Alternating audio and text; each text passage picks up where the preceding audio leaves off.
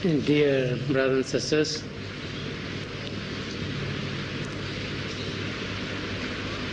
before we start a talk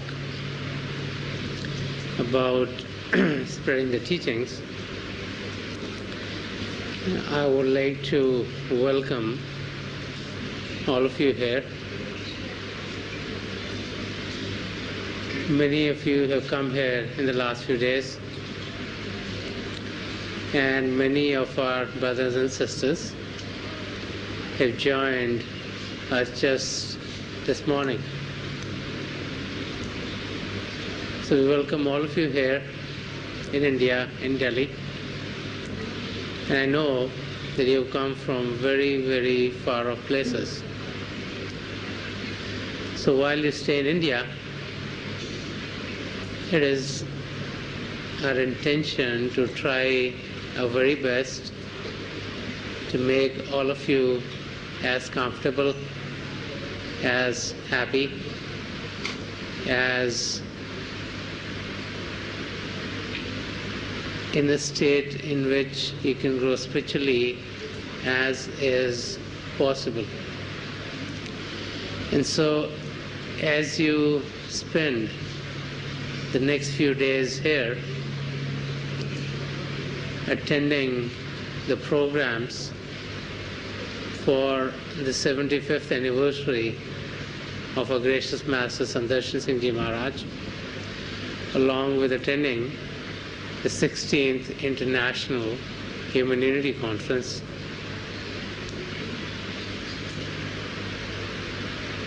all our brothers and sisters in India would be trying their very best to help you in whatever manner they can. Help might come in providing the right facilities for you. Help might come in nourishing not only your bodies but also your minds. These workshops are designed to help you at many different levels. As you are here, we are also going to be able to focus on what is truly important for our growth, and that is our spiritual growth. That is to be able to meditate, and we'll have many opportunities for sitting in meditation. So as we gather here and as we spend the next few days together, let us first of all try to leave everything of the world outside of this arena. We're here not for any worldly gains. We might get the worldly gains because of the grace of God, but that's not the purpose for which we have gathered. We are here to grow spiritually. We are here in a celebration. We are here to make ourselves happy and make others happy too. We are here to smile and to laugh and to be serious enough to meditate. We're here to focus our attention within and be able to be enraptured by the radiant form of the Master within. And so we're all here for our spiritual upliftment. That is our goal, that should be our aim. And whatever means which are proper to reach our goal should be made use by us. As so many of us gather here, coming from different backgrounds, coming from different cultures, coming with different understandings of the path, there are bound to be differences in our opinions and our understandings. There are bound to be differences in the way we speak. There are bound to be differences in the way we think. And there are bound to be differences in the way we act. But as we gather here, what is very important is to recognize that even with different thoughts and different words and different deeds, we have an utmost duty to make this atmosphere peaceful. If we are bringing disharmony into the atmosphere, if we are bringing pain into the atmosphere, if we are bringing strife and tension into the atmosphere, then we are wasting the time of many other people.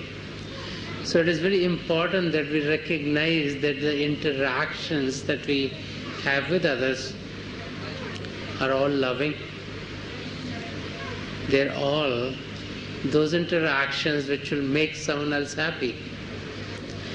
They are all those interactions which will make everyone stay here for the next few days, a stay which would be spiritually enlightening. And so please keep that in front of you. If there are any areas in which you feel there are some problems, because there are bound to be some problems as so many different people gather together, please talk to your welfare officers. They are trying their very best to make things as comfortable as they can for you. But please, whatever you do, don't go into a tantrum, don't create a fuss, don't make life difficult for other people. We're all here to be happy too, just like you're here to be happy. And we're all here to fulfill a goal. You know, when you go for a celebration, you want to be truly happy. That's what a celebration means. And look at whose celebration we are here for. The celebration for Master Darshan, who was luck personified. And so in the zeal of trying to do some things, if we hurt others, then whatever we achieve has no value. Even if one heart is hurt, as we try to lead a life, that's a pain which reflects back to us many fold. So before we start to talk about spreading the teachings, what is very important is for us to truly understand what kind of life are we supposed to lead. If we haven't attained the peace for ourselves, we are not capable of spreading it around. If we are in pain all the time, we first need to get in a state of bliss before we would find ourselves to be in the right frame or state to spread these teachings to anyone else. So the most important thing to understand is that all of us here are ambassadors of the teachings of the great masters. And being an ambassador, it is a responsibility to represent the teachings in the best possible of all manner. And the best possible of all manners to represent the teachings is to live them truthfully. It's to live the teachings in our day-to-day life. And as we live the teachings in our day-to-day life, the fragrance of love will start to radiate from us. We don't have to do anything else. Everything else will start to fall into place. If we don't live the teachings, we can go out and give the beautiful talks. We can go out and organize the most we can.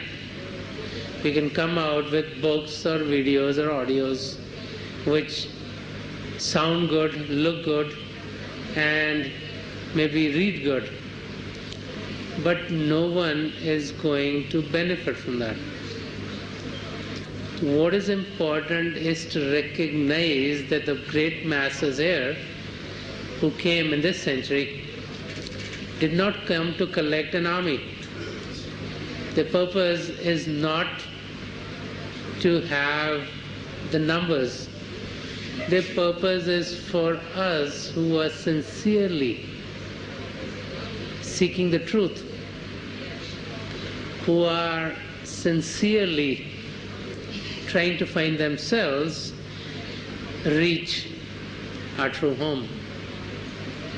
We who have been lost, we who have been transmigrating for eons and eons, have forgotten what our true home is, where our true home is, what does it feel to be there. And so we are caught up in this illusionary world. And as we are caught up in this world, we are getting further and further away from God.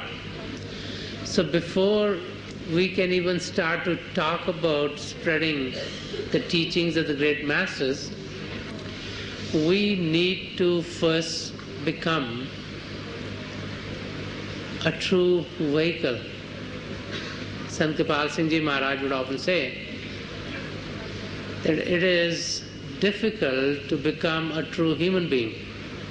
But once we become a true human being in the true sense of the word, it is not difficult to find God. So we need to become a true human being. One who is full of love, one who is full of compassion, one who is humble, one who helps others, one who cares about others, one who performs service in a manner in which there is calm, there is peace, there is harmony. And so let us take a good look at ourselves. Sant Kripal Singh Ji Maharaj gave us the introspection diary. And if you look at the reason why, you would understand very quickly, because he wanted us to become a true human being. He wanted us to inculcate the ethical virtues in our life. And ego is one that kills everyone. You might be egoistic for any kinds of reason. Because we've attained something, because we have the power, because we're in a position. Is what kills us. And so most of you here who are group leaders or representatives or in management committees or on the board or are running some of the other activities in the mission, you need to understand very clearly that the role that you have and the service that you perform should not go to your head. Just because you perform a service, you cannot be demanding anything. You don't find yourself in a position to ask for favors because of your performing any service in the mission. Because when you do that, you're hurting someone else. This is a path of humility. Like I said yesterday, the great saints have said our life should be such in which we have humility first, humility second, and humility next. So our life should be full of humility.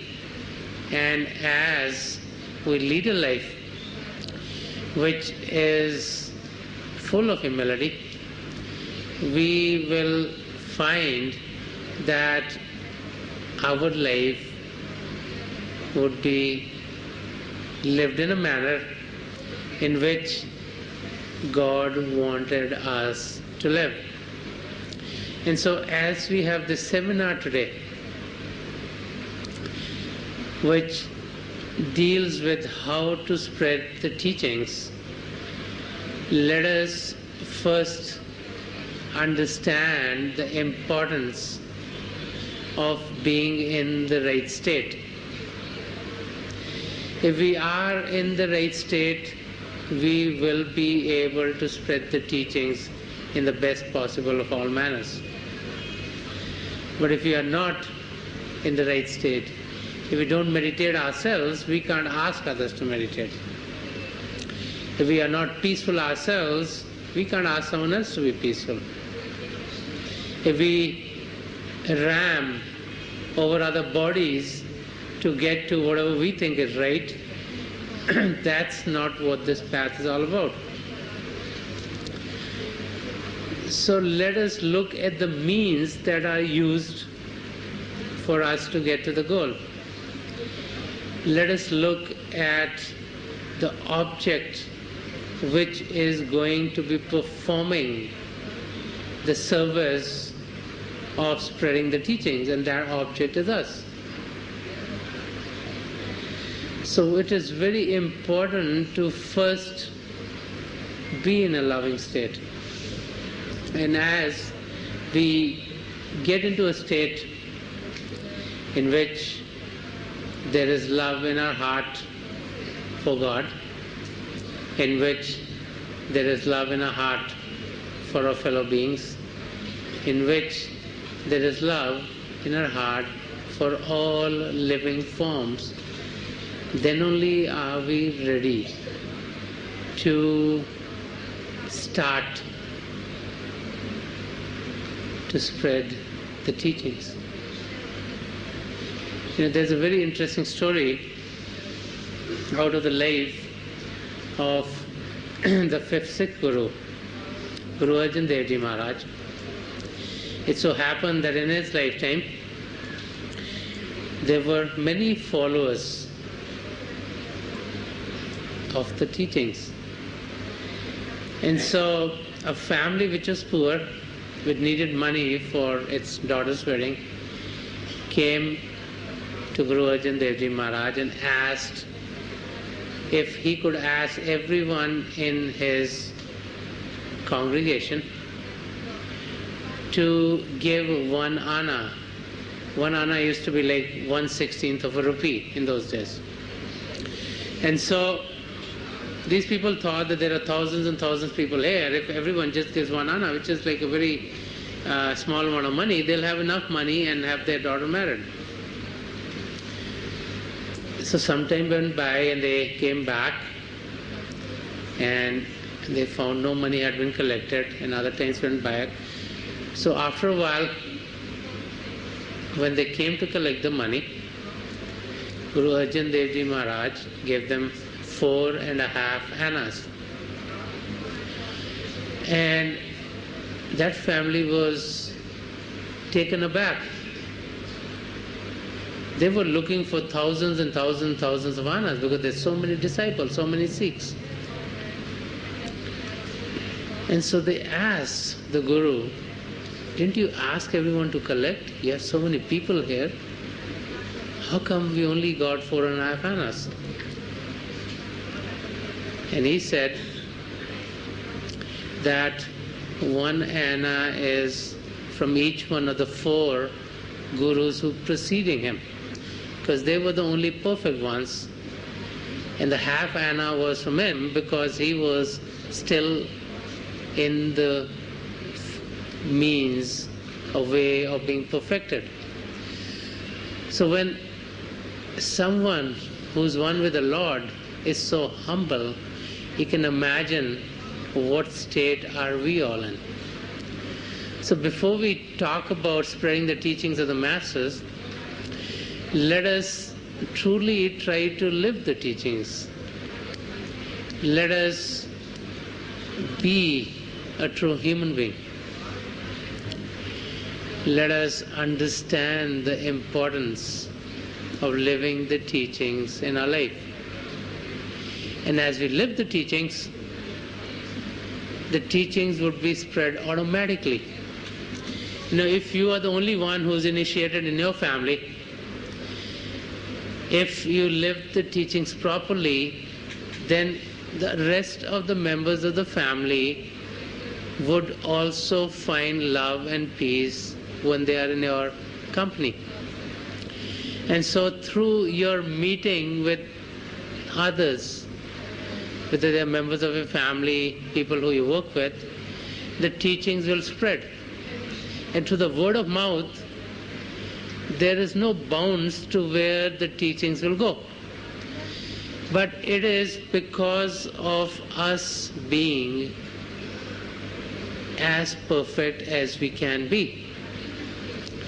And so there are many, many other aspects of spreading the teachings that you all would be discussing today.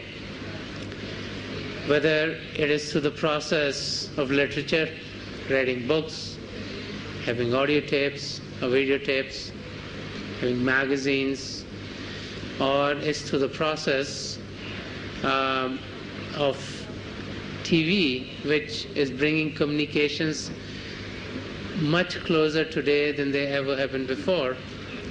These are all techniques that can be used to propagate the teachings.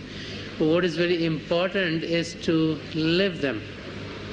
Because if we don't live them, we are the one who is losing out. We are the ones who is not going to be able to reach our goals. We are the ones who have been unable to fit the teachings to our own environment. All of you who are here have come here from different backgrounds, from different environments, from different countries. Your upbringing has been different, so the teachings need to be adapted to your environment in the best possible of manners. You have rites and rituals, you have ways in which you greet each other, you have ways and means in which you have special functions like marriages and other activities in life. And so you need to see how the teachings will fit in your environment, because these teachings are at the heart of each one of our religions and faiths. The teachings of Sant Mat are what are called the esoteric teaching of each religion. All religions have two sides to it. The esoteric side, which is the inner side, and then the exoteric side, which is the outer side. So the teachings of Sant Mat are the inner teachings of our faiths, of our religions. They're the ones that deal with the travels of the soul.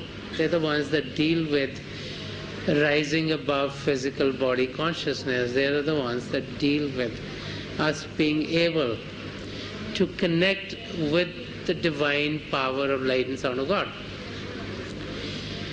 And so, as we live those teachings, our outer circumstances might be different.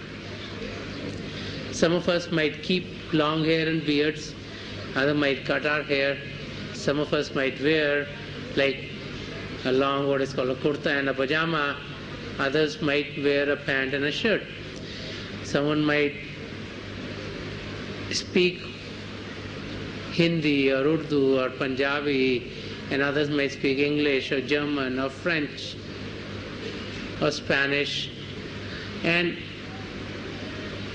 that does not keep us away from putting these great teachings into our own life.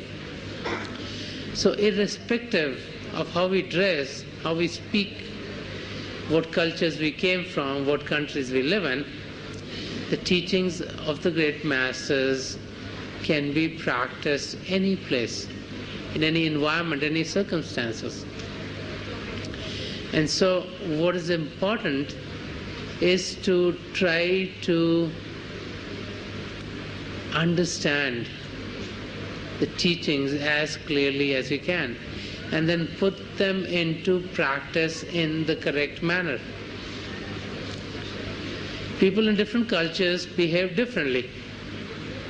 So if you come from one culture and you see people from another culture behaving, let's say, in a devotional manner, or singing, or in any other manner, it doesn't mean that that is the only way to practice the teachings. The teachings can be practiced in any environment, in any manner, as long as we understand what the teachings are.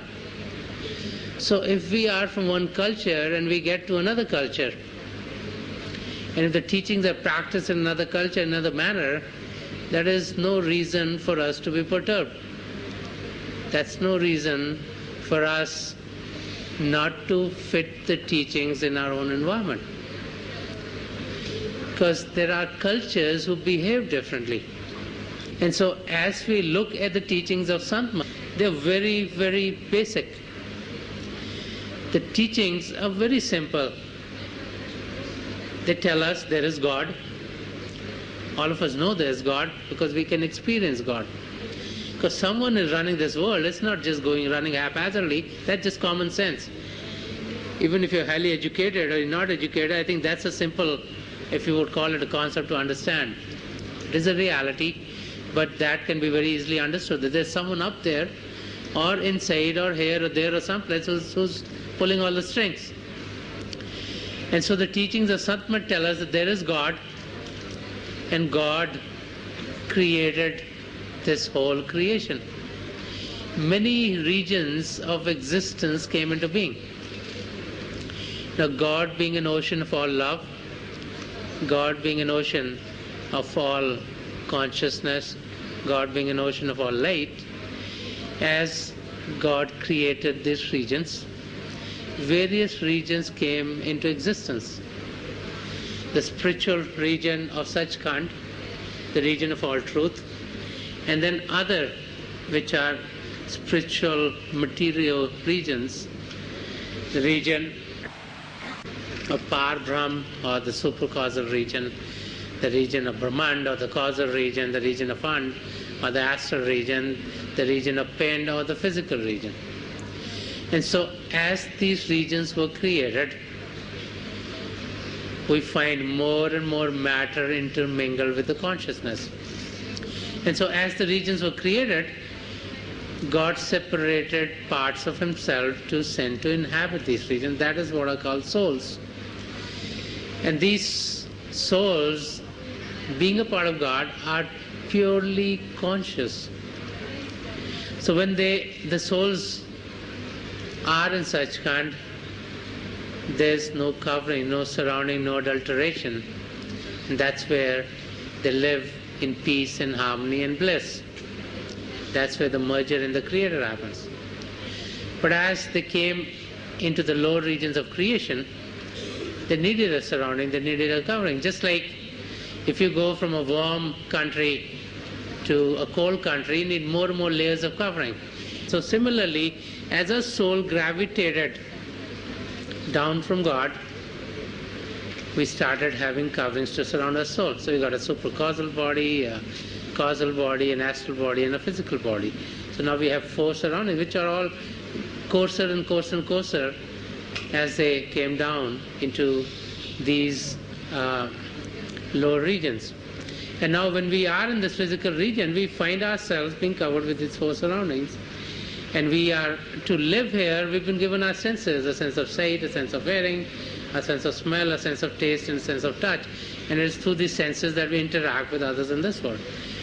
Now, as long as we interact with others in this world, that's what we gain, that's what we know, that's what we get developed in. And so the great saints have said, if you want to develop spiritually, you need to take attention away from this world.